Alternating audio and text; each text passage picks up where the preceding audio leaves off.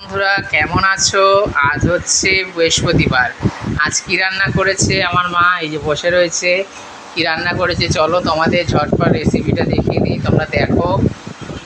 এটা হচ্ছে গরম গরম ভাত, ঝরঝরে ভাত, সাথে রয়েছে কাঁকরোল ভাজা আর ডিম সেদ্ধ। আর এখানে রয়েছে আলু সিদ্ধ মাখা, সাথে রয়েছে শুকনো লঙ্কা ভাজা আর পেঁয়াজ কুচি করে তেল দিয়ে ভাজা। এটাকে এখন লবণ দিয়ে মাখা হবে। এই যে বন্ধুরা লবণ, স্বাদ মতো লবণ নিয়ে নেব, নুনে দেবো। এবার এটাকে মাখবো। বন্ধুরা আলু মাখা হয়ে গেছে, দেখো লঙ্কা পেঁয়াজ দিয়ে ভাত বেশ ঝাল ঝাল করে মাখলাম। ঝাল আমরা খাই না, অল্প ঝালে। সাথে গরম ভাত, কাঁকরোল ভাজা, ডিম সেদ্ধ।